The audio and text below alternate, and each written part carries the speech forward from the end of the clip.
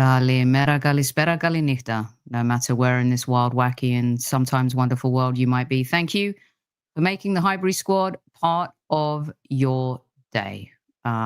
We have one of our favourites back, and I couldn't think of a better wingman for tonight's show. Let's rock and roll.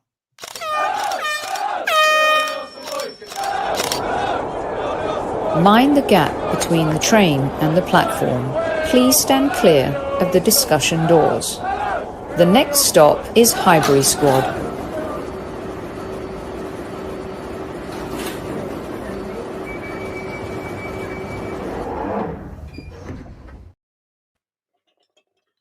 Good evening, everyone, and I am so delighted to welcome back to Squad Central my podcast brother from another mother and an epic human being, and someone who I'm glad's with me tonight for us to have a chat that we had talked about for the last 2 weeks, but also a chat that might take us in a different direction this evening. Mr. Kenny Ken, welcome back to Squad Central. Hi, Sophie. Thank you so much for having me on. You know, it's obviously, like, since we last spoke, we've had the anniversary of Kevin.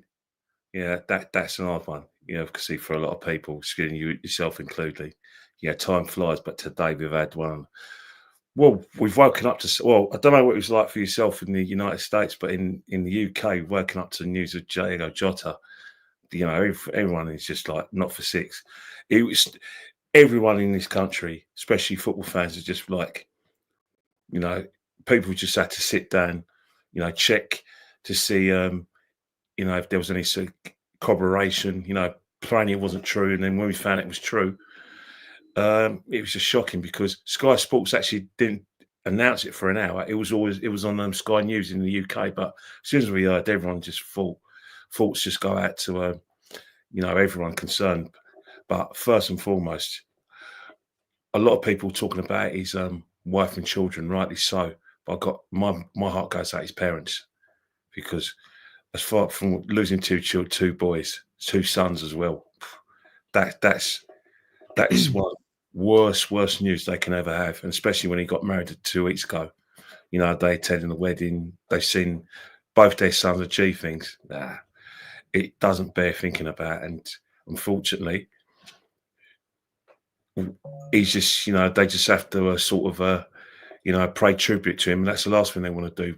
And the thing is that we got to go on, you know, do this podcast, and Liverpool got to play on. But how they do it, I couldn't even imagine. Well, Kenny, if I'm being honest, you were one of the first people I thought of when I heard this news when I woke up today. And, you know, life hits you hard, and you know what this feels like. Oh, absolutely, without a shadow of a doubt.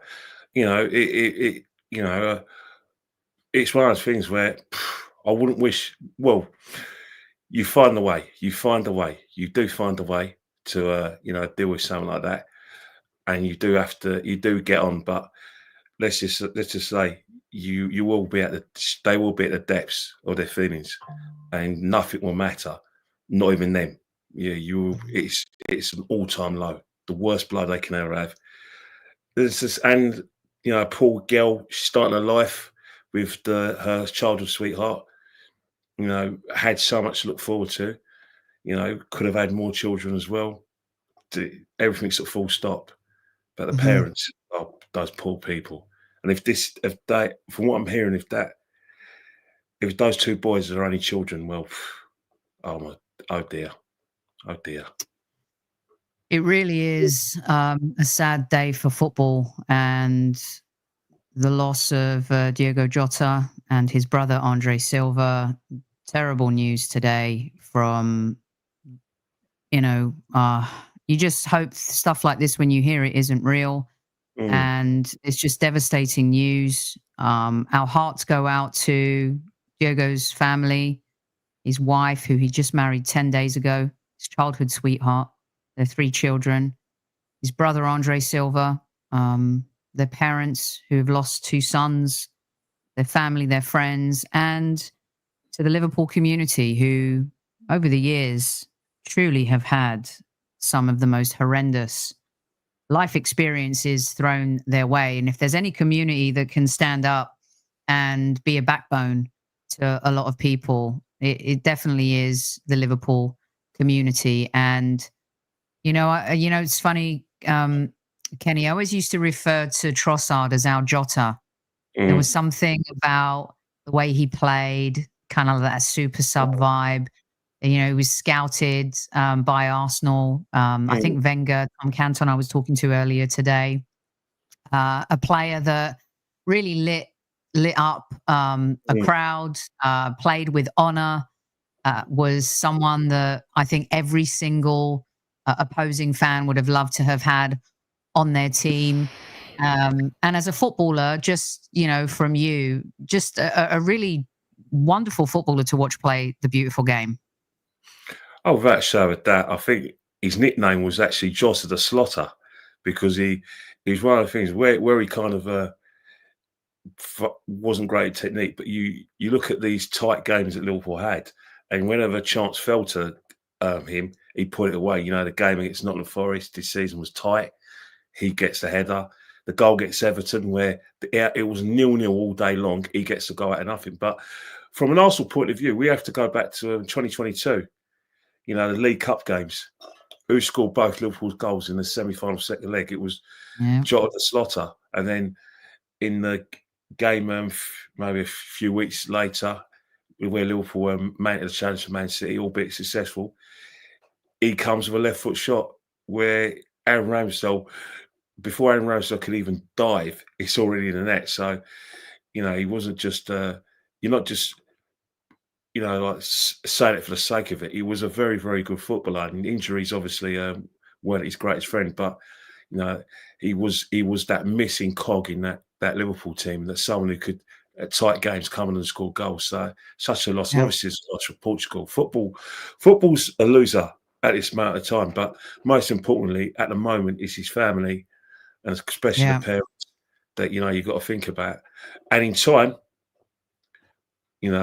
give it a few months, there'll be a lot of people, especially who've watched football live, that'll be very thankful that they watched a play like that. Someone, again, started at Atletico Madrid, didn't work out, went to Wolves in the Championship, came up, top goal scorer, earned his move to Liverpool. In time we'll celebrate that, but at the moment we're just like not for six, because it's hard, because it's the human side we're worried about. But in time, I promise you'll be celebrating, and you'll have a big smile on your face when you think of the name Diogo Jota. Just a reminder to everyone as well, I posted it in our community page. Super Kev always used to say, don't forget to tell your loved ones you love them. He used to sign off every single show with that and the salute. And this is another reminder today for us to always remember to tell our loved ones that we love them. And once again, our hearts, everyone here at Highbury Squad, Kenny, the Arsenal community, our squaddies, send all of our love and strength to those who loved Diogo Jota and Andre Silva, and to the Liverpool community and our friends over at Liverpool. And we've had the Anfield Rap and Harriet Pryor and quite a few Liverpool people on our show over the years. Our hearts go out to everyone who loved watching him play, supported him week in, week out. And, let's celebrate, as Kenny says, right now, everything's raw and real. But, at some point you start to look at, and we've been on this journey here at Highbury Squad. We know what that feels. There's the rawness, Kenny, and there's the pain. But then comes the moment where you look back and you celebrate the moments and all of those things that made the person who has been lost just the wonderful human being that they are. So difficult times, but the beautiful game coming together, the football family, this thing that people talk about, you see it. Every single club around the world sending Liverpool all of their best wishes. And the biggest strength goes to the family. It's the Anfield Rap wrote something really poignant. It's their grief, we admire and we love from afar, but you live that and you breathe that every single day when it's your loss. And strength to his parents, his wife, his children, and everyone who was in his life and his world. The other thing too, Kenny, is that the game goes on and life goes on.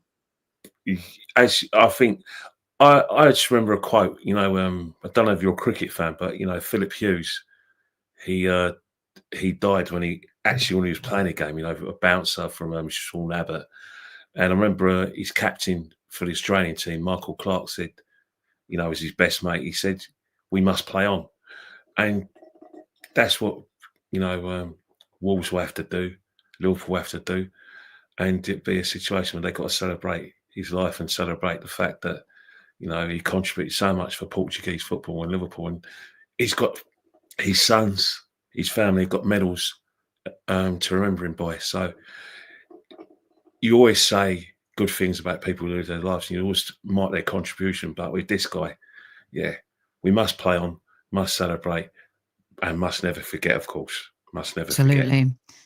Absolutely. Well, Kenny, you and I were talking about this show 3 weeks ago now, and I had to move it. I was in Cyprus. I got caught in the mountains, and then all sorts of stuff going on in the world, and had to push the show. But I've been looking forward to talking to you about your rogue versus real, your starting 11, what you want Arsenal to look like at the beginning of next season. But I also wanted to get your take too on a couple of things, because there's been a bit of a meltdown in the Arsenal community. It's still only July 3rd.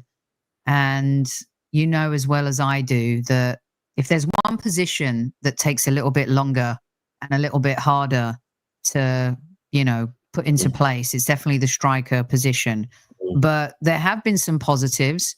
We've seen the signing of Big Gabby, his contract, Miles Lewis-Skelly, and seeing him put pen to paper. Arguably you could say players, Kenny, that maybe in the past we would have lost. I know that some people have poo-pooed this, but in my opinion, 5 million, has Champions League experience, Premier League experience, has been humbled and learned from mistakes. I think Kepa is a great backup and someone that can come in and also start. And it's funny, isn't it? People were praising his performances at Bournemouth last season, but the minute he signs for Arsenal, he's Chelsea's sloppy second. So talk me through a little bit. Before we get to like the 11 and all that stuff, at least maybe some of this positiveness, the re-signing and Kepa and where you're at right now. Well, a lot has happened in the 3 weeks when we were meant to do this podcast. A lot has happened. There's been speculation left, right, and centre. There's been obviously a couple of players have definitely come in, and obviously we've secured the contracts of players that are going to be, in the team for the next good few years. Firstly, Gabriel Magalhaes, got nothing but good things to say about the player. The fact that he wants to stay for us for a good while. He is central to everything we do. We missed him. We just missed his presence. Don't get me wrong. The results weren't too bad without him, because the league was already done. But you just know that, first choice centre half, you definitely got to keep him. Miles Lewis-Skelly, just what a remarkable year he's had. Just saying that you got a player who's not really a left back, but he's got an opportunity where he's selected by Tuchel at the moment. Tuchel sees him as his first choice left back when it's not really his position. Obviously at Arsenal, we still have that question about whether we need another left back, but to sign him long term, it's fantastic. You know what it is about Miles Lewis-Skelly? As far as I know, we just don't have a good footballer. We have a good person. And I think what I've learned in the last few years is that what we've seen in football is good people. Good people, not just good players, good people. We couldn't say that in the 90s. With the Cool Britannia, the Oasis, where footballers were just, behaving, the Spice Boys at Liverpool and some of the bad behaviour, Gaza as well, with Euro 96 and then the 2000, we had some despicable behaviour by some footballers. But I think what we've seen in the last few years, we've seen outstanding people. And I know Saka's an outstanding person, and this guy comes across as a very outstanding person. And that's why it's nice to be associated with this guy. And most importantly, he's a good footballer as well. And I just hope next year is going to be massive for him, because we all know about Miles Lewis Skelly. You know, we're never going to forget that name. He's a marked man. You know, opposition players are going to find ways to wind him up. He's going to have to be able to deal with that, but I think he will deal with it.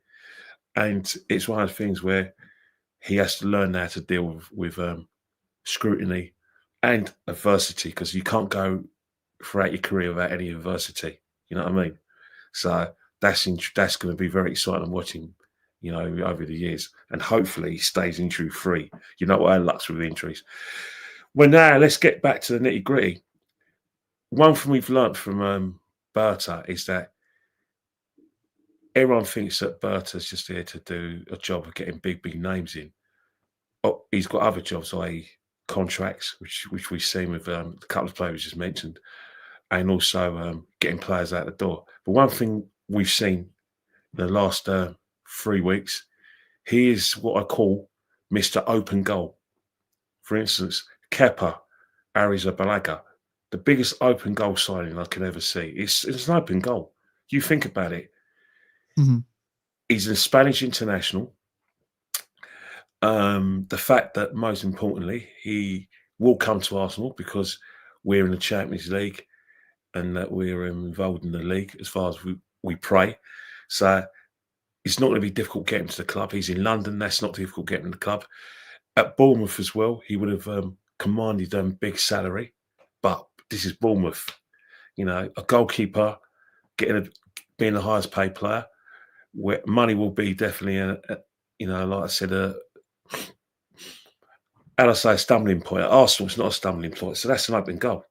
Easy. Plus, you know that he's going to play some games in the Champions League. So not the Champions League, I'm sorry, I'll correct myself. The Carabao Cup, if we go deep into it. FA Cup, hopefully we go deep into that. So it's an open goal. And then there's speculation regarding Norgard. Again, that's an open goal, isn't it? Premiership experience. He's not going to say no to Arsenal.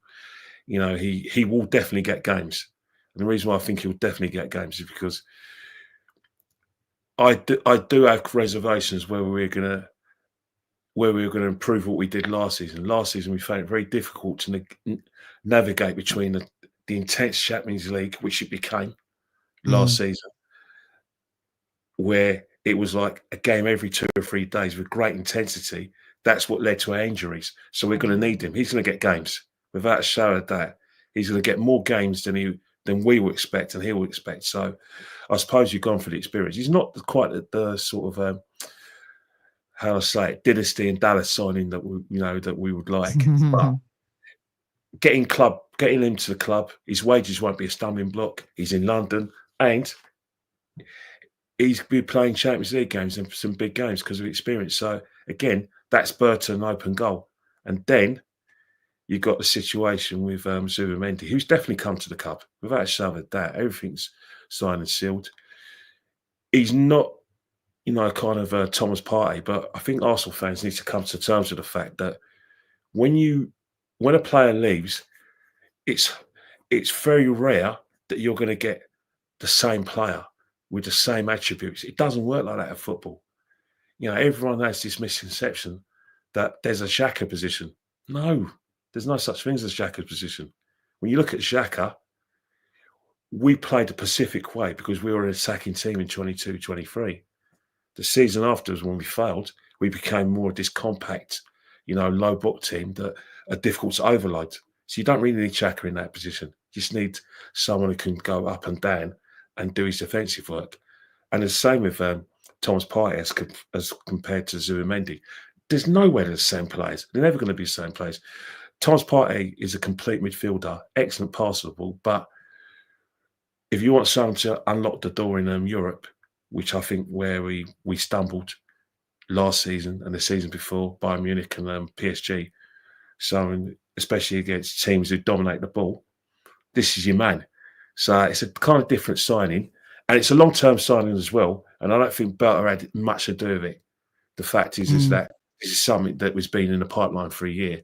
And then it's It's like love me. Does he love me or does he not love me? I.e., Sesko and Gyökeres. 1 minute it says Sesko, 1 minute it says Gyökeres. The fact is that Berta has got us linked with Gyökeres. It's an open goal as well. Player scores 50 goals last season. He wants to leave the football club. Big clubs should be interested in him, without a shadow of doubt. Berta wouldn't be doing his job properly if he didn't make an inquiry on Arsenal's behalf. That's what he brought me here for. So, and then you've got Sesko, again, another long-term target. The wages are probably been agreed. It's something that a player we should have got last season. I suspect the reason why we didn't go for a striker is because we're waiting for this guy, Sesko. So it's one of those things. Is what do you prefer? Do you prefer Mr. Right Now, or Mr. a player we believe? Well, I don't believe, but Mikel Arteta believes is going to be a top player in the next few years. And then from a business point of view, don't kill me, chat. I think that from a business point of view, I think Sesko makes more sense. You think about it, he's 21, 22, put a clause in him, big clause where if he does turn out to the player we want and Real Madrid comes sniffing at Barcelona, activate that clause. So so from a business point of view, that makes sense. From a footballing point of view as well, that's what Mikel wants. There's no evidence that he's shown any footballing interest in Gyökeres. Obviously, he's been made aware of his availability, but if there's any evidence that he was talking about Gyökeres last season, I'd love to see it. I think Sesko is the player he wants. And if we do get Gyökeres instead of Sesko, one thing it will, for me, and I'm not trying to be some sort of like a catalyst for, what's that word you want to see? Maybe skullduggery. It doesn't say much to Mikel Arteta's authority if the player that he's coveted for the last 2 years, all of a sudden we're not interested in him, and then the player that Berta's put in front of him, we've gone for him instead. It happens in football. But what does it say about Mikel Arteta? Because the way Sesko plays, you would have thought that he'd be more suited to the way Mikel plays. Getting Gyökeres in the team is a fantastic striker. Right? Basically, what the situation is that you may have to tweak your play a bit more. Because, someone scores 50 goals, you've got to get the ball to him quickly. Arsenal don't play like that. So from a footballing point of view, I don't get it. And then the last point you made as well regarding our patience or lack of patience. This is football, Arsenal Football Club needs 6 or 7 players, in my opinion. I think they're going to sort of exhaust this to the last minute of the 11th hour. That's how Arsenal run. Nothing is done quickly. Pre-season departure is in about 2 weeks' time. You would think that, I wouldn't say Sesko, but definitely Zubimendi will be on that pre-season tour to the Far East, alongside the players, what I call the open goal signings. So I think Arsenal fans will need to be patient, but I do get where they're coming from, because one thing I'm going to have to say, and I don't, again, the chat are going to thinking he's at it again, there's no margin for error next season. No one cares that we got Man United first game of the season away, the third game away is Liverpool. We have to win the league next season, and we have to win the league or the Champions League, which means, unfortunately, whoever's our striker, Gyökeres or Sesko or someone else, I don't think the fans will have much patience for them. They're going to have to hit the ground running. It's really desperate times, Liverpool are stocked up. Obviously, God bless their soul, what happened today. It's going to knock them 6, but it might galvanise them. Man City are already prepared for this coming season in January. So if they do improve in terms of their work off the ball and improve defensively, these are big squads that we're competing against. But we have to find a way to win the league and find a way to the Champions League. So the pressure is going to be relentless from all sides. Stakeholders like me and you, and also outside noise as well from the pundits, who for the last couple of seasons christened us as title favourites because they saw what they believe was an improvement in Arsenal. Yeah, I think currently, if you're looking at title favourites for next season, I would say, based on the transfer window so far, Kenny, that's Liverpool, Manchester City. because I mean, I know that everyone kind of talked about City losing to Al Hilal in the Club World Cup. Seriously, people, that doesn't matter. I mean, let's not be naive. Pep Guardiola's rebooting that team, and that team's going to find its feet this season. There's no way he's going to have a similar season, that he did last. And Liverpool have reinforced one of the most exciting players in the world, one of the most exciting right backs in the world. And yeah, they've been hit for 6 right now, but tragedy galvanizes people. It really does. It brings people together, and that team is going to play their hearts out every single week, not only for Jota, for each other. I think the reason why I've been a bit calmer, Kenny, on this transfer window is because I really do want to see, if Berta wasn't there, I think maybe I'd be panicking a little bit more right now. But the fact that Berta's there, we have to give him the benefit of the doubt. And like you said, have you not known our club and how we operate in the transfer windows? Not that it makes it right, and not that we should adopt this strategy, but we're not going to be we're going to nickel and dime. We're not going to be nickel and dimed. Once again, we have assets to sell that their value's diminished. If you're going to want to sell assets, you've got to start looking at the Martinellis and the Trossards of the world. But if we're looking purely right now on incoming and where we're at, what do you think? We talk about pressure. You mentioned the pressure, the fact that I think this is Mikel's biggest pressure season. It's a massive moment for him in his managerial career. I think it's going to be even tougher this season to win the league than it was last.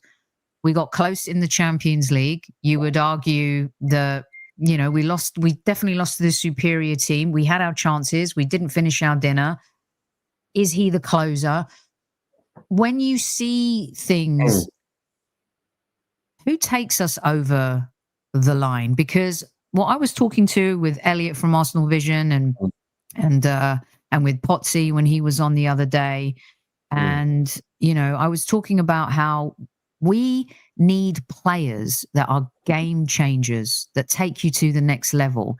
I want 4 more Norgards and Keppers, because I think we need them too, because our bench has been so thin.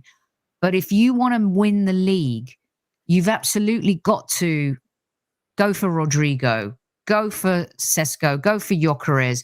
I mean, really, you need Isaac, but you're not going to get him. Talk me through that 11 and getting a Declan Rice, a William Saliba, a Saka, the quality. Talk me through that a little bit. Well, it's a good thing you said that, because you've mentioned a few players that obviously our fan base is obviously rightly so going to have some suspicions about. I don't think they're going to be particularly. Well, I'm hearing that it's 50-50 regarding Zubimendi, that they would wanted. A lot of us obviously are big Partey fans, and we thought he could stay, but financially, maybe with Berta. Remember, Berta was involved in his contract dispute at Madrid, and obviously, you always say that you always meet people from the top to the way down. So he's dealing with Berta again, but I'm not so perturbed by Zubimendi. But when you look at our position, I always say that Arsenal having a striker is the least of our worries. I still think our left-hand side, especially from an attacking point of view, is not the left-hand side that's going to win you games in Europe. It's not going to win you the Champions League. It's certainly not going to win you the league. I have targeted the player. I've targeted both of them, but I stand by what I said. I don't see Martinelli and Trossard as the players who can take us further in terms of winning the league. Martinelli's performances have stagnated worryingly. He's woefully inconsistent. He's found some form in the 11th hour, but if you kind of analyse his season, it hasn't been great. It hasn't been great, especially beginning of the season. He hasn't, got in behind his man. He's been more kind of thought about his game rather than playing instinctively. Trossard, very inconsistent, but he hasn't, for me, sort of evolve from the player that can come on and get you a goal to a player that can start consistently and win you games. He's very inconsistent. So for me, that left-hand side needs considerable improvement. We need someone who could. People talk about Rodrigo, definitely like him.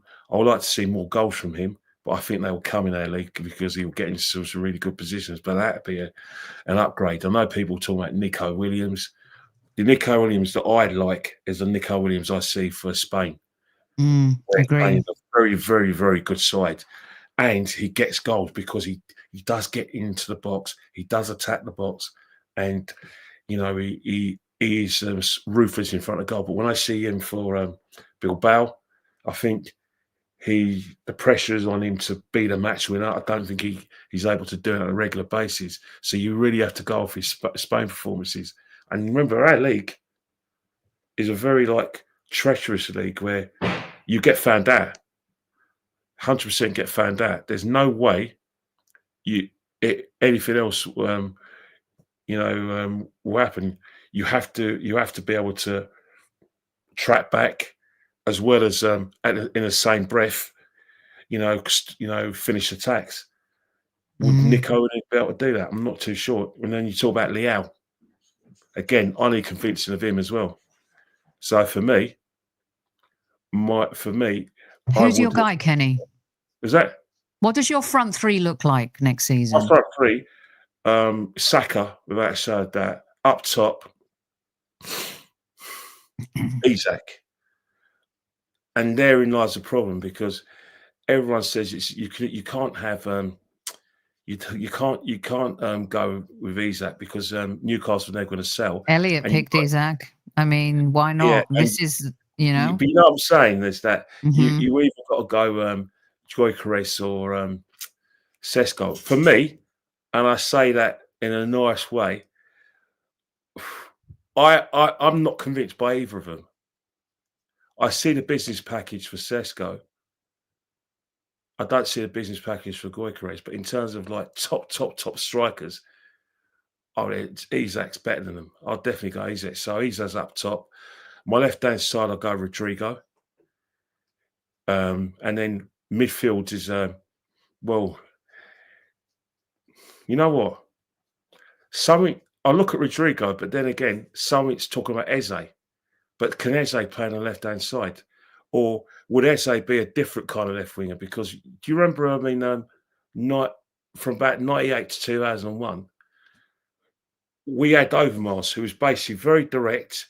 Like I said, it was basically Martinelli with a master's degree. And the reason I say he's Martinelli with a master's degree is because he achieved a lot with Holland and Ajax, and he was very clinical and very, very consistent. But he was very direct. Whilst Perez replaced him, and it was night and day in terms of what they gave us to the team. Perez didn't exactly go down, was very direct. He had more to his game. He could drop into the midfield. He could sometimes play behind the front too. He had what I call panache. He played with a bit of flair. Just like I think when you talk about Robert Perez, when you talk about the greatest Arsenal players of all time, I think he's fourth on the list behind Brady, Henry, and Bergkamp. And then after that's Robert Perez for me. And I look at Eze compared to Martinelli. Obviously, they're not like Overmars and Perez, but Eze gives us something a bit different than Martinelli. He's not going to give us that kind of up and down, up and down, up and down, with eyes in the back of his head, making sure that he's got to, do his defensive work. He'll give us a bit more guile as well. Plus, for set piece as well. So the way I look at it,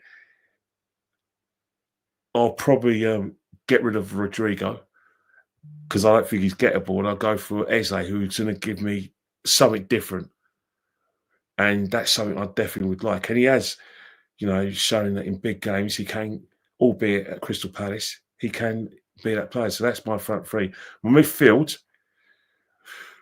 Declan Rice, number 8 position, not in the number 6. I don't want to see Declan Rice in the number 6. I think he plays his best football as a number 8. Number 6, Zubimendi, with a bit of a difference. He's not going to be a Thomas Partey. You know, if you think he's going to be a Thomas Partey, just forget it. He's going to give us something a bit more different. He's going to probably give us. He's going to be what I want is our brain in the midfield. I hope he's our Santi Cazorla, because Cazorla wasn't kind of like a physical, sort of tackler, but what he was is that technically he was fantastic, and as Uncle Clive says, he was our brain. You know what I mean? And that's what I want. That's what I expect from Zubimendi. And then it's the Odegaard thing, isn't it? You know, has he got enough credit in the bank? Was his lapse in form down to injuries? Have we seen, or have we just seen the best of Odegaard and we ain't going to see anything better than that? He's hit his wall. You know, I think he's earned the right. I think he's earned the right to be the guy. You could argue, Kenny, really, other than Big Gabby before the injury, Thomas Partey last season, that's right, Declan Rice from January onwards, David Raya in spurts, Saka at times. Like, who really was great last season? Well, that's the thing. The only players that were consistent was obviously you mentioned Thomas Partey was the goalkeeper, and he had a few he had a few sort of like wacky races moment, you know. But at the moment, all in all, he saved us against Man United. Let's face it, Man United raced their game against us when we played them at Old Trafford. You know, they should have, if they walked away with a 3-1 win, I don't think any Arsenal fan would have complained. Raya kept us in that game, especially in the second half. And, you know, his recovery in terms of his saves has been fantastic. So he's been consistent. Apart from that, if you go from like August to May, he's probably only one, and maybe Thomas Partey to a certain extent. But Raya, that has only been consistent. And also, Kenny, the other thing too that I want to touch on, because we talk about Eze, we talk about bringing in these creative players, and I want to get into your tactical mind a little bit too, because we can talk about, you know, Eze and Rodrigo, Gyökeres, Sesko, Odegaard, Zubi, you know, you could talk about, you know, where we start off playing from the back. I believe last season that, and this is just my humble opinion, that the creativity in this team that we had seen the previous season, 4 players across Europe, no other team was able to do this, score 15 goals each, Havertz, Odegaard, Saka, Martinelli, the way they played. People were talking about Odegaard maybe even being not even the best midfielder in the Premier League, but in Europe. We had this panache that you talked about, Pires-esque, and we played with style. We were killing teams off before halftime. You know, Tottenham, North London derby, 3-0 up, halftime. These games where we just absolutely created this fearlessness and this intimidation in the tunnel again. Those images of Ben White and Gabriel and Saliba looking over and Raya looking over at the opposition, pure intimidation factor. I think last season, and I'm not calling for his head, but I'm saying Mikel played fearful versus fearless. He was playing not to lose versus to win. Talk me through this a little bit, because I think that's what hampered Odegaard, in addition to his ankle and some other things that were going on post-international duty. Look at what happened to a lot of our creative players. Declan Rice kind of took the scruff of the neck in the Champions League. At times was really good in the Premier League, but you talk about Eze coming in, his style, is he going to stifle? Is this how we're going to play it safe? Talk me through that a little bit, because I do think that the manager was culpable a lot for the lack of creativity last season, and it makes me worried about the names that we're attached to, like being able to make the difference if we still play the same way. Well, first and foremost, we never got out of the traps last season. It was even obvious from you attended the first game against Wolves. You know, it was one of those games where you thought we beat Wolves, but something's not right there. You know, Wolves had some moments in this game where, again, our goalkeeper was called upon. And then you look at the home games against Leicester and Southampton. Leicester and Southampton unlucky to come away with defeats. They did enough to get points against us. So that's one of the things.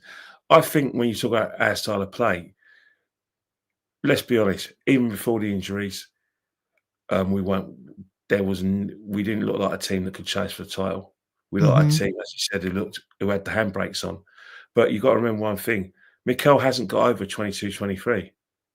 One of the biggest myths about 22-23 is that we surrendered our title to Man City. Well, we never had it in the first place. We surrendered first place to Man City because Saliba got injured. You couldn't be more wrong. What happened is that the good, bad, and ugly started with Bournemouth when we won in the last minute and Aston Villa away. We were conceding goals. We became bristle. You know, Saliba was dragged out of position because Benjamin White was struggling with tricky wingers. Thomas Partey was getting niggles. He wasn't his sort of effervescent, energetic self. Teams were getting at us. And in the end, we creaked. From then on, Arteta tweaked the style where we played with not so much the handbrake on. It's a case where when you watch Arsenal play, no one is allowed to make a diagonal pass. No one's allowed to shoot from 25 or 30 yards. It's always a case where we must never lose possession, but the thing that is more criminal than lose possession is being outnumbered on the counter-attack. When you look at the sort of like Arteta's tactical 10 commandments, the first commandment of Arteta's tactical 10 commandments, we must never be overloaded. You talk about the clubs we played last season. We played Fulham at home. We played, I think it was Brentford. One of the sort of things that they mentioned was that it's so difficult to overload against Arsenal. You know, it's very, very rare you could do that because everyone knows those positions, especially off the ball. You got Martinelli doubling up. You got situations where if your best bet against us is really on the counter attack, but we always make sure that when we attack, we're not fully committed. So I see what you're saying when you talk about the style of play, you know, hampering Odegaard. But I do think that Odegaard's basically, he was injured against Brighton. You saw what the Brighton players are doing. They're kicking him from left, right, and centre. I mean, Mikel Arteta, I don't know what he was thinking of, allowing him to go and play for his country, where at the end of the game, he was basically like going up to the referee. I think it was Kavanagh was refereeing that game and saying, my ankle, they're going for the ankle. So it was no surprise when he got injured. And then since then, he hasn't recaptured his form. But he's not the only player that has been able, you know, we weren't at our best. But I think tactically, Mikel hasn't recovered from 22-23. Everyone talks about the 23-24 season, but that was only in the second half of the season. If you look how we played before January 2024, it was actually virtually the same way we've been playing all last season. I think what changed was Thomas Partey came back in the side. You know, we went away before the Crystal Palace game. We realised we were excellent at set pieces. You know, so what was happening now is that teams were making the cardinal rule, which works against Arsenal. You look at how we played in 2024. If you give Arsenal space, they kill you. What happened last season? The teams that were given us space didn't give us that space. But every team that tried to play football against Arsenal got a hammering. Man City at home got a shellacking because they tried to play football. Sporting Lisbon got a shellacking because they tried to play football. PSV got a shellacking because they tried to play football. But everyone who we played against last season had that sort of blueprint where, you know what, we're going to beat this Arsenal side if we defend stoutly at set pieces. If our goalkeeper comes for every cross, then what will happen is that Arsenal side that never stops running, that does a double overload, let's see what it's like after 30 minutes. And then we'll kind of have a few wellness shots, have a few attacks.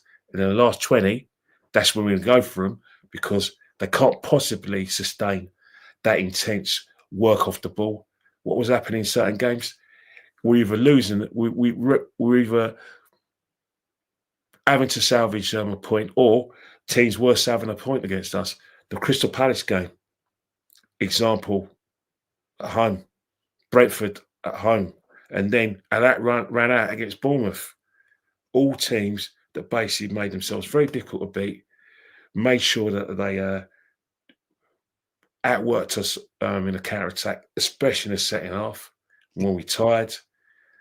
We got bodies forward, because what was happening is that they saw Miles Skelly as weakness, because Miles Skelly is a risk and reward player. He plays on the basis that we're always going to be in attack, and that it's very rare that teams are going to try and hit us in a counter attack, because he's always got that kind of thou shalt not overload to protect him. But in certain games in the second half, when we tired, that's when they'll go down his side, especially down our left hand side. Went boom, go for him. So that's where Kenny, what was the difference though between we had two different personalities. We were a Gemini last season. We were one team in the Premier League and we're another team in the Champions League. What was the difference for you? Easy. It's easy. Basically, you've got to remember, if you look at the English clubs in the Conference League, in UEFA Cup, and for most of the Champions League, reason why English clubs actually did relatively well in Europe, it's all down to the physical side. You know, that extra athleticism, shouties in Europe. You know, Conference League, Spurs and Man United weren't great sides in the Premiership, but in Europe, where they weren't playing the better teams, who got what I called second helpings by getting knocked out of the Champions League and then going to UEFA Cup. What happened is that they basically played teams that they were at their level for easy seasons, but what they had was the physical side, the running power, you know, the athleticism and the physical power. You know, Spurs and Man United used their physical superiority to get through in Europe. Arsenal, without a shadow of doubt, physically, athletically, of course, the teams struggled against them in Europe. Absolutely struggled against them. The only team that, you know, that Arsenal kind of like struggled about a bit was probably Atalanta. Took us by surprise. You know, Raya made a great save. And then internationally, physically, had big players like us. Set pieces, yeah, we could do set pieces as well. Defending like us, yeah, we can defend. You know, overloads, no, we don't like being overloaded either. So they matched us. But all the other opponents that we played in Europe, it wasn't just a footballing side; it was a physical side of things. That's why we're not today. But in the Premiership, they know us. They know what to expect. You know what I mean? They had it bad for us. Newcastle, you know, had our number all season. Had our number all season. And if in the game in the league, Newcastle had opportunities to take the game away from us. Didn't take, and we scored. We shut up shop. The League Cups against Newcastle were embarrassing. That was embarrassing. And I think one of the things that it's fair to criticize Arteta about is how he never really found the answer to the low block, as the new kids on the block call it these days, the low block, the double pivot. But just say 10 men behind the ball. 10 men behind the ball, exactly, Kenny. And I think one of the things that we still need to catch up on, and Manchester City last season's an anomaly, right? I'm talking about the glorious City teams, Liverpool. You even look at PSG being able to overcome their adversity. You know, finally, when the Galacticos leave, Luis Enrique changes it, goes with a younger team. People can talk about their wage bill. They still have to go out on the pitch and play and beat teams, right? One of the things for me that we need to make sure, if we don't do this next season, Kenny, we're finished, right? And for me, the most important thing for the Arsenal is what we have lacked is when the spotlight is on us, mentally, we still cave in, right? Yeah. The Real Madrid game, I felt like we went into that giving 0 Fs, right? We went into that match with no expectations, no hoopla, no hype. We were playing the Kings of Europe. It was one of those glamorized. We've been waiting for years to be involved in a game like that. And we played and had fearlessness. It was like the Arteta team of 2 seasons ago in the Premier League, the season prior in the Premier League. We gave 0 Fs, right? Then the PSG game comes along, and all of a sudden, some people are making us favourites. We're doing hype videos. The club are overly marketing it. We're starting to talk more with the moment, making Mikel do the stupid video that he did. We lost our edge, and we didn't go down and dirty and raw and real like we did against Real Madrid. And then you talked about Martinelli, right? There's these inconsistencies. We talk about Odegaard. We'd lost Big Gabby. Maybe in that second leg against PSG, there would have been a difference. Declan Rice stepped up. We've talked about Saka. Waneri didn't get a chance. But we don't have consistency to be great. We do it in spurts, right? So well, first do you agree with that? Without that consistency, we won't win anything. Well, again, that counts for experience, isn't it? You know, good. The thing with Arsenal and the thing with our players, there's like a difference between being a good team and a great team is night and day, because we just can't make that transition over the line. And unfortunately, the manager has to take that kind of sort of how to say it, that kind of scrutiny, because he is the man in charge. He's in charge of every aspect of the way we play. He's definitely the biggest man at the football club in terms of like the footballing decisions. So the spotlight's going to be on him. But it's very interesting that you mentioned the Real Madrid game, and then you mentioned PSG, and you mentioned their ability. Well, first and foremost, without a shadow of doubt, let's kind of sort of enjoy what we did against Real Madrid, but let's look at the facts, because 3 months down the line, we can look at the facts. The facts is that Real Madrid, by all means, was a glamour tie. Real Madrid, if you want to be shirtless, missed a few players, Militao. But when we played Real Madrid, we didn't play a team. We played Bellingham, Vinicius Junior, Mbappe, Courtois. We played a team of individuals, and they were right for the plucking. Atletico Madrid didn't, drop the ball big time. They dropped the ball, and I don't mean just the penalties where the guy Alvarez had a Benny Hill moment with a penalty. I think they dropped the ball. We were able to take advantage because we didn't play a team. And again, when you play against a team of individuals, where in adversity, when you don't play a good team, you panic. When, for instance, if Real Madrid went a goal down against Arsenal and it was a true Real Madrid team, they would have relaxed, no panicking, and said, right, we can get back into this. The minute we scored the first 2 goals against Real Madrid at the Emirates, they panicked. And then the second leg, they panicked because they couldn't break us down. And what happened, whatever tactical plan that Ancelotti had, it just went out the window. Everyone was doing their own thing. Vini Jr. was doing his own thing. Bellingham was doing his own thing. There was no surprise that the goals we scored against them were just basically, we had acres of space because they weren't playing a team. PSG now, different kettle of fish. PSG had a look at us at the Emirates, where I think we had our best performance of the season. And when I look at that, it's that everything was perfect. The way we set up was perfect. The way we withstood their attacks was perfect. And the way we attacked was perfect as well. It was a complete footballing performance. PSG remembered that. What did PSG do when they played against us home and away? The reason why they won comfortably, and it wasn't close. Don't listen to this XG or whatever. No, I agree.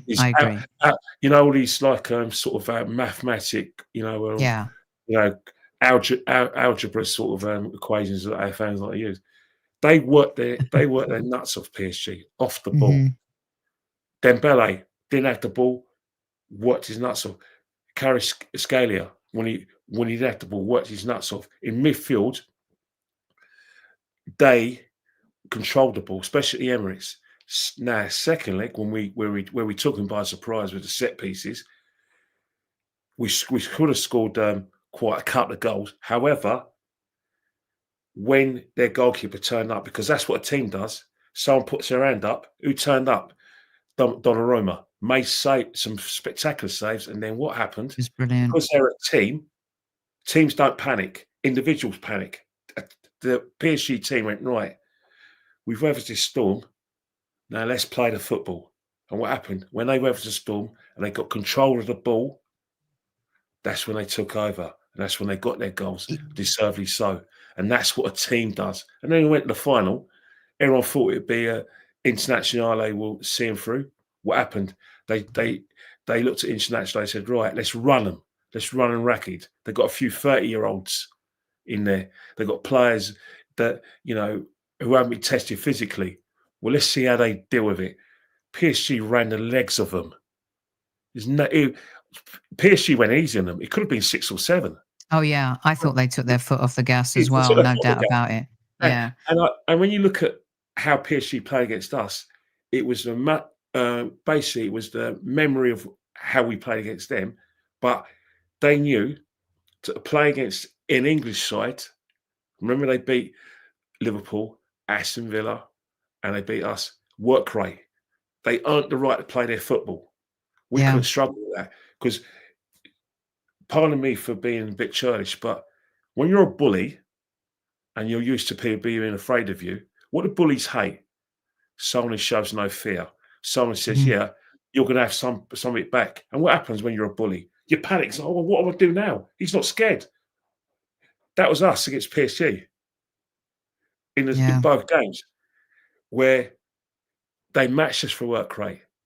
And because they matched us work rate, what we didn't have in quality, they won the tie comfortably. But also the difference, Kenny, was when we beat them earlier in the group phase, right? There was no Dembele and there was no Kvaratskhelia, right? And that's where I want our club to learn in that we never, even though we knew Saka was injured December 21st, 2024, we didn't do anything and to cover for that. And also we didn't give Waneri the opportunity. Sorry to interrupt you, but Ranieri cooked his goose. Ranieri cooked his goose because as much as we love Ranieri, again, you look at two lads, right? Because of defensively, because of the non-tracking back, because of the not winning doors. Talk to me about it. What is it? How did he cook the goose? Well, the thing about it is, you think about they've got two 18-year-olds, right? They're both the same age. In essence, they probably should be playing their PlayStations. They should be, doing teenage things. But you have an 18-year-old who gets it tactically and is a mature 18-year-old, and then you have an 18-year-old who is what he is, 18. And that's what Ranieri is. He's 18, learning his game. He hasn't made that kind of tactical transition development, which Miles Skelly made. It showed in a lot of his games. It wasn't just a Brentford game where he was found wanting in terms of his tracking back. He was doing it in previous games as well, where there were times when he couldn't even get into games. And I think that's one of the reasons why he hasn't been able to make that transition. But he's going to learn. He's only a kid. Whilst he trusts Miles Skelly because he feels this is an 18-year-old, but he's got the kind of tactical awareness of a 25-year-old, 27-year-old, but he's 18. He's still learning game, but he's learning quickly. Ranieri, on the other hand, you know what? We've got a micro coach. Brentford, I promise you, I was there. He was micro coaching him, and it just wasn't working. And I said to my mate, if he doesn't improve in the second half, he ain't going to get many minutes. 55th minute, gone. Hasn't been seen in the team. People will say that there's more to it than meets the eye. I think it's just tactical. Mikel's very ruthless. You've seen it with your own eyes. Mm-hmm. Look at Aaron Ramsdale. Mikel wants control of the game. He wants someone who could start attacks from anywhere in the pitch, because obviously he played at Man City. Aaron Ramsdale, God bless him. he treats the ball like how do I say it, like a grenade. The Man United game, his last game, kicked the ball straight into the abyss. Man United won the ball back, got an attack. He's had to make a save from, he has to make a save.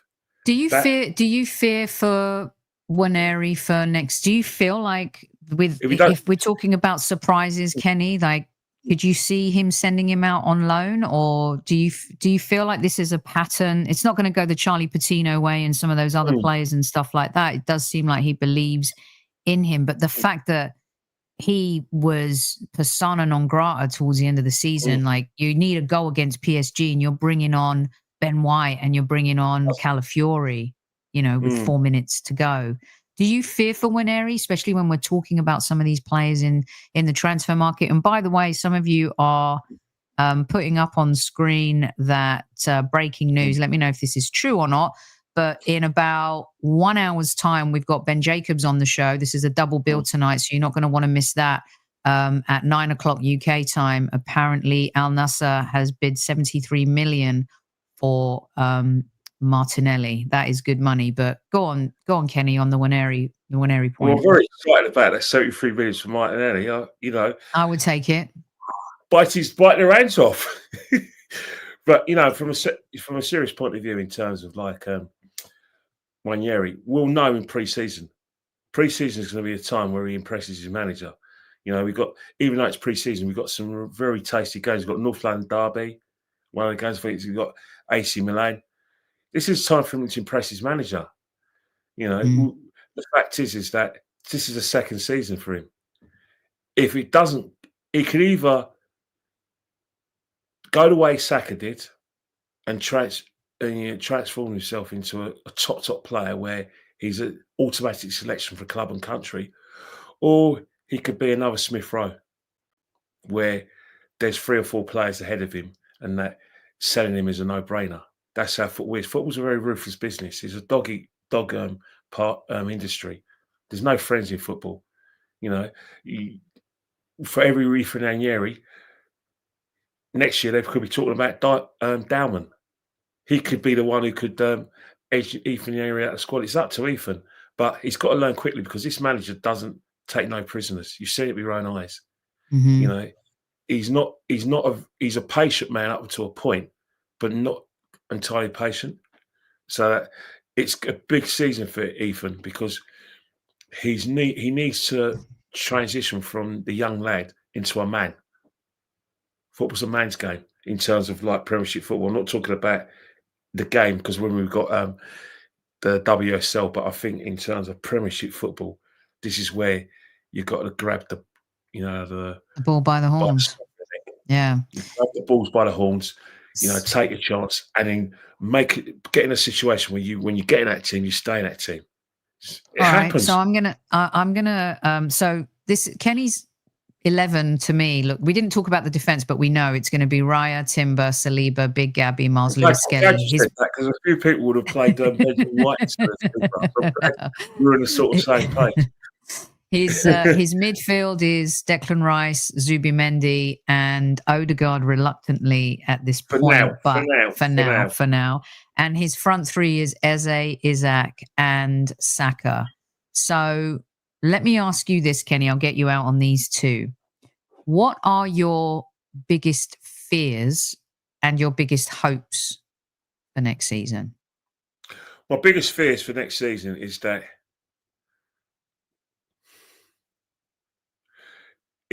my biggest fear is actually going to be I think it's going to be realised anyway. I don't think, if I was to get my crystal ball today on the 3rd of July, I generally fear that Arsenal are only going to sort of concentrate on the Champions League and the league. I don't believe for 1 minute that they have the squad or they're going to try and get the squad to try and attack to go for all 4 trophies. That's my biggest fear, that they're going to put their eggs into one basket. The temptation, obviously, is very great. Remember, in 24, they got to the quarterfinals. Then last year, they got to semi-finals. They're probably going to look at this competition and say, right, we can go one better. They're going to put their eggs in that basket. And Can you blame Arsenal? They haven't won the Champions League, only got a one final, and obviously the league is the Holy Grail. But my biggest fear is that I don't see Arsenal prioritising the other competitions, when I know with the sort of squad that Liverpool and Man City have amassed, they will go deep in all those competitions. That is my biggest fear. Biggest fear. Where I think Arsenal go next season, well, I said it earlier, there's no margin for error. I think we're in a situation there where, regardless of what you think of the manager, trophies are a premium. I think if you're someone who's opposed to the manager's position in the team, you'll give him another year if he wins the FA Cup and the Carabao Cup, and you'll give him another chance to win the league and the Champions League. If he wins the league and the Champions League, you think, right, we want to see more of that. Keep it going, and we will work. Some fans may work to wipe the slate clean, but in terms of Arsenal, anything other than the trophy will be seen as unacceptable, because the situation is now is that we're in a situation where there's a lot of fans. Their mindset is that they're grateful to Mikel because of where they think Arsenal were when he joined. They say that without Mikel, we would never have been able to transition from a team that's going for the Champions League to a team that can challenge for the league. We would never transfer from a team that was helter-skelter defensively to a team that got one of the best defences in the league and probably in the continent of Europe. And Arsenal got a really, really good team. I think even if he doesn't win trophies next season, I think that majority of fans, they're going to find it very difficult to change that mindset, and they will give him time. However, the ones who are what we call floating voters, or people like myself who would like call for change, I think that it will get to a situation where it could get to the situation where we have this kind of sort of one camp and then the other camp where no one agrees, and it gets ridiculous and personal.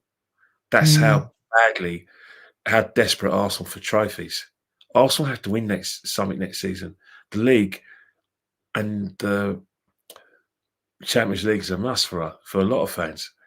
Me, I would like a day out in Wembley, but I know I'm not going to get it because at the state of play as it is, I think he's going to concentrate more on Europe and the Premier League.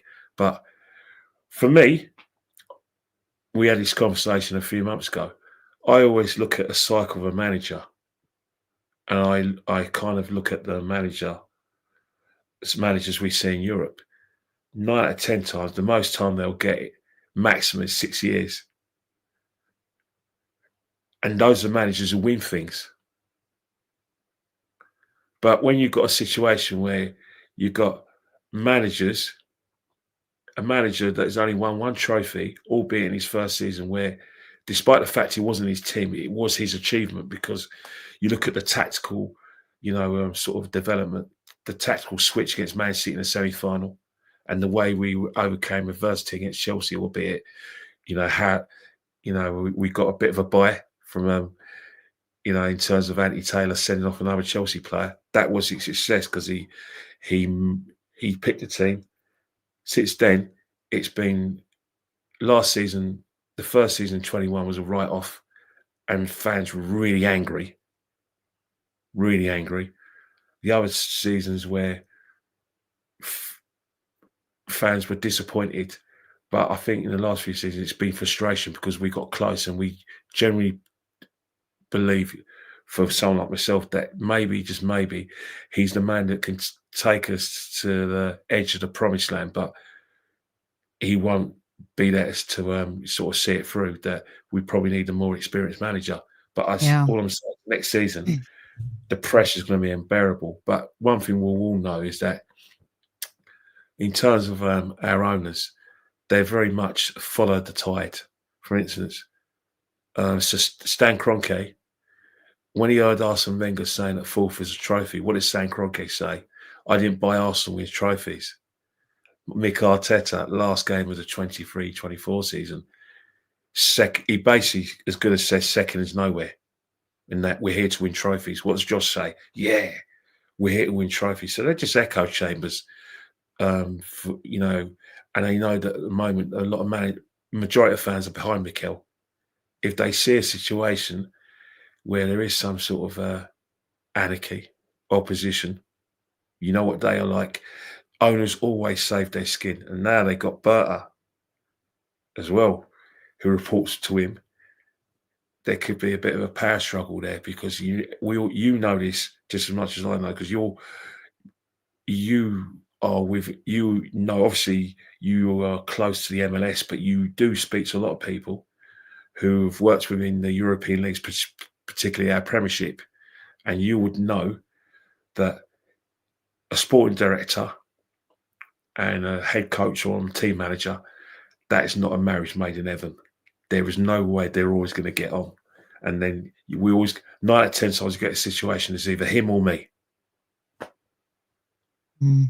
Yeah. And Arsenal are in a kind of a new breeding ground when it comes to the director of football. This is a director of football who really has no history with the club, and has been someone who has battled with Diego Simeone. He's unafraid. He comes in confident. You look at the players he's bought and sold. His pedigree in the market is sensational. He's maybe had a couple of duds. I mean, Graham Hunter and Kevin Hatchard were on the show talking about how he's had a lot more hits than misses. And when you look at Mikel Arteta and the fact that the club, I asked the question in January, maybe there's a reason why they haven't given him money. Maybe there's a reason why they haven't given him the money. Maybe there's a reason because Berta was coming in. They wanted to wait, and go down a new route and a new strategy. But Super Kenny Ken, it's been amazing to have you on. I've enjoyed it.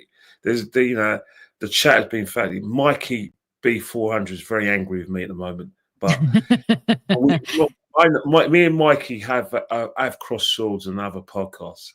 Right. So well, look, this is why we welcome and our show lots of different opinions, and we love to hear yours. And I'm going to officially ask you on the show tonight. Next season, maybe we could do this once a month together. What do you think? Oh, come on, that's a yes, isn't it? That's a yes. Okay. Come on. All right, that's done deal. My first signing. You can say it. We're both Finsbury Park. We're both from Finsbury Park. You can't have one of your own. Who you can't use chat football with. But I will say next season, regardless of where we are, the pressure's going to be relentless. I think we're going to need. I think our players are going to need some thick skins, and whoever is the striker, I'm sorry, mate. You've got to hit the ground running. I'm really sorry, mate, for you, but needs must. We have to win the league. We have to win the Champions League. We have to win a trophy. We can't call ourselves a big club and say we've got the highest of standards, but we've got nothing to show of it. I've been in podcasts with loads of people, and they say we're one of the best teams in Europe.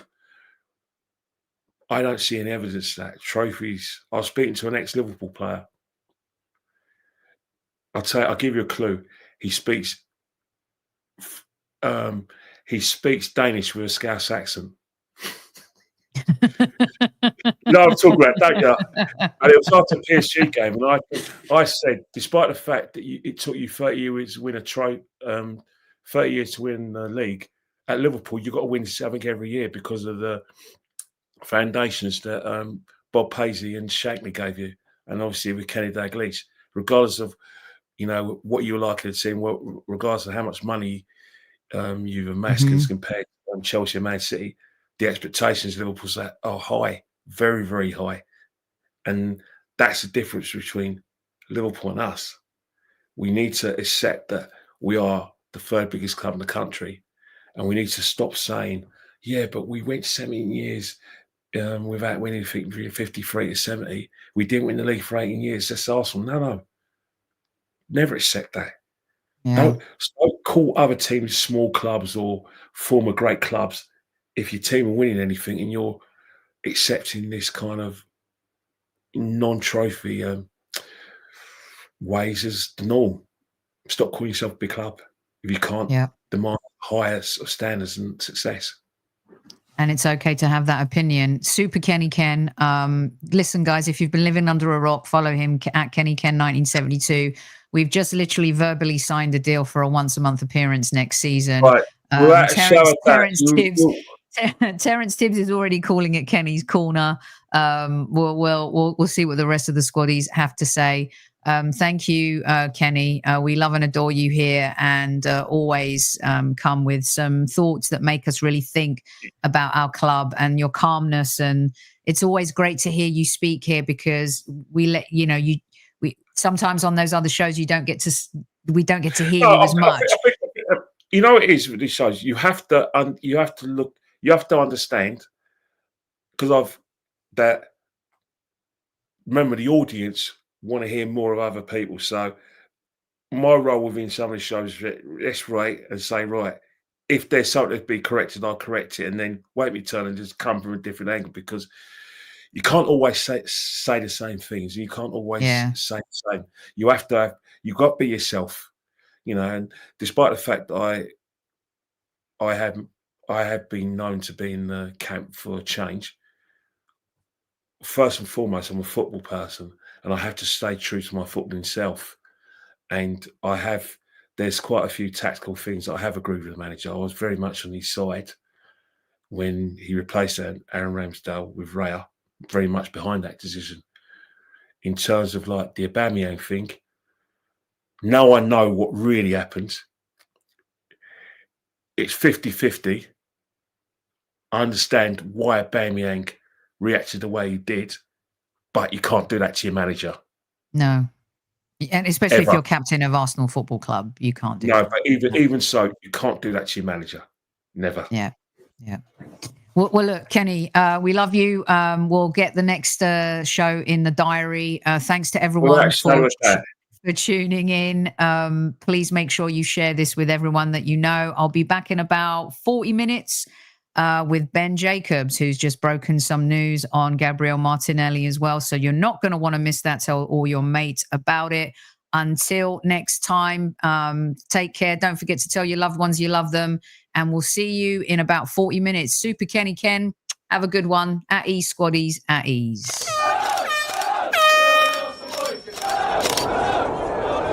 Mind the gap between the train and the platform.